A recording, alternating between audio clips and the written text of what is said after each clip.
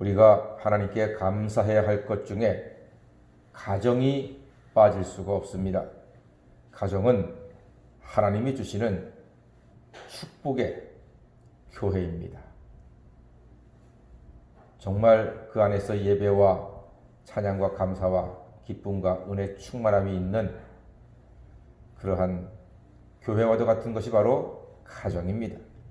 그리고 또한 하나님 안에서 함께 행복을 누리는 천국이 가정입니다. 그만큼 가정은 우리에게 소중한 보물 같은 것입니다. 사철에 봄바람이 불어있는 가정, 우리의 소망입니다. 우리는 어릴 때부터 노래한 것이 있습니다. 우리의 소원은 통일, 꿈에도 소원은 통일 노래했어요. 그런데 내 가정에 평안과 행복이 없다면 통일의 맛도 달콤하지만은 않을 겁니다. 솔직히 맛을 모를 거예요. 내 가정의 평안이 깨졌는데 월드컵 4강이 무슨 큰 의미가 있겠습니까? 내 가정이 평안하고 행복한 다음에야 월드컵 4강도 의미가 있고 통일도 기쁨이 되는 것입니다. 가정이 천국으로 에덴으로 세워지기 위해서는 꼭 필요한 것이 있습니다. 바로 하나님의 말씀입니다. 아담과 하와 부부의 최초 가정인 에덴은 말씀에 불순종할 때에 닫혀버렸습니다. 하나님 말씀에 불순종해서 선악과를 따먹었을 때에 에덴이 닫혔습니다. 에덴은요, 기쁨의 동산이라는 뜻이에요. 에덴은 기쁨이 있는 곳이다. 그런데 죄 때문에 에덴이 닫혀버렸다. 무엇이 닫혔다는 말입니까? 기쁨이 닫혔다는 말이에요. 가나안의 복지는 가정에서부터 시작이 됩니다. 내 가정의 기쁨이 부족하면 아직도 젖과 꿀이 흐르는 가나안 복지는 이루어지지 못한 것입니다. 가화만사성이라 했습니다. 가화, 가정이 편안해야 만사성, 세상 모든 일이 이루어진다, 열매를 맺는다 하는 뜻입니다. 이것이 진리입니다. 그래서 가정이 우선입니다. 가정이 평안해야 합니다. 가정은 에덴 동산입니다. 기쁨이 열린 곳이고 기쁨의 열매가 있는 곳이고 기쁨으로 가득한 곳이 가정. 그래서 가정을 지키기 위해서 제일 중요한 것이 첫 순위가 부부관계입니다. 부부가 우선입니다. 오늘 본문도 거기에 초점이 있습니다. 자, 그 점에서 우리가 1절 말씀 한번 읽어볼까요? 신명기 24장 1절입니다. 시작. 사람이 아내를 맞이하여 데려온 후에 그에게 수치되는 일이 있음을 발견하고 그를 기뻐하지 아니하면 이혼 증서를 써서 그의 손에 주고 그를 자기 집에서 내보낼 것이라 했습니다. 이것이 이혼을 장려하거나 합법화하는 것이 아닙니다. 남편이 가정과 아내를 함부로 대하는 것을 방지하려는 하나님의 뜻입니다. 남편은 아내를 기쁘게 즐겁게 해줌으로써 가정을 평안히 지킬 수 있다고 성경에 말씀합니다. 살림하고 아이 키우는 아내가 수심 가득하면 가정의 기쁨은 상실됩니다.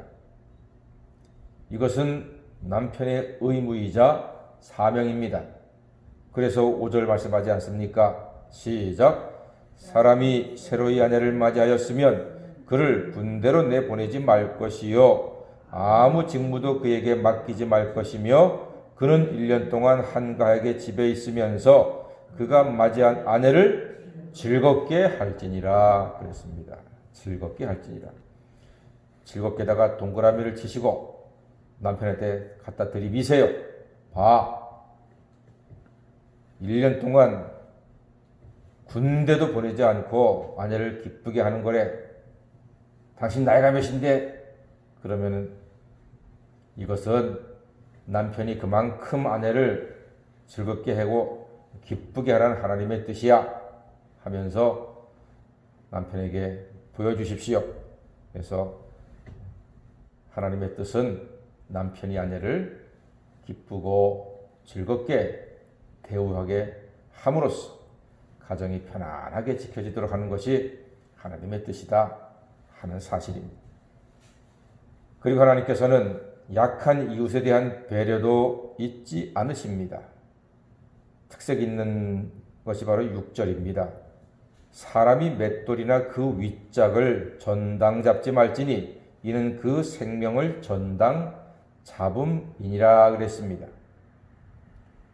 전당을 잡혀도 맷돌은 안 된다. 왜요? 맷돌로 뭘 만들어 먹기 때문에 음식을 만들어 먹으니까 곡식을 갈아서 빵을 만들든 죽을 만들든 밥을 만들든 떡을 만들든 그런데 맷돌이 없으면 그렇게 못하니까 전당 잡아도 맷돌은 안 된다. 맷돌 전당 잡으면 그 가정이 굶어야 된다.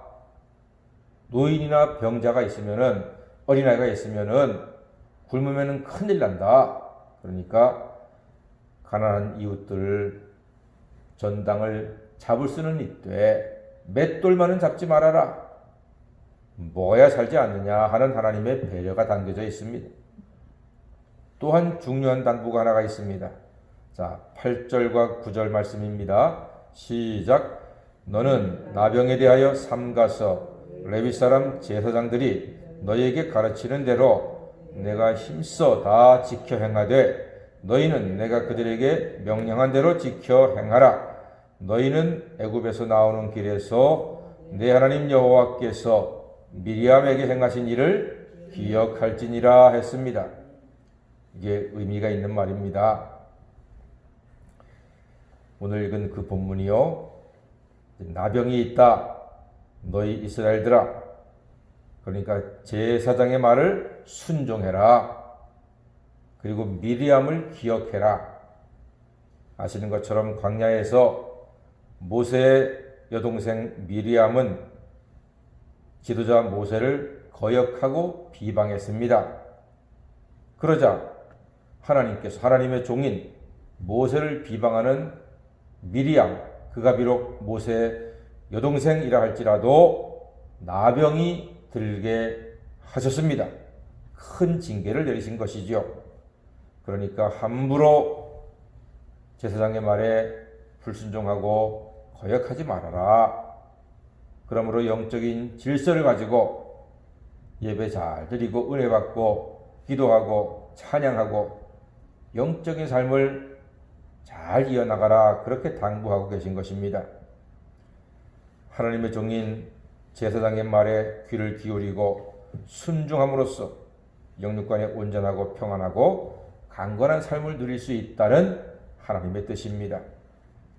이렇게 말씀에 순종해서 가정도 평안하시고 여러분의 이웃도 평안하시고 그리고 영육간에 늘 강건한 하루하루를 살아가시는 새벽 성도가 되시기를 주의 이름으로 간절히 축원합니다. 아멘. 기도하겠습니다.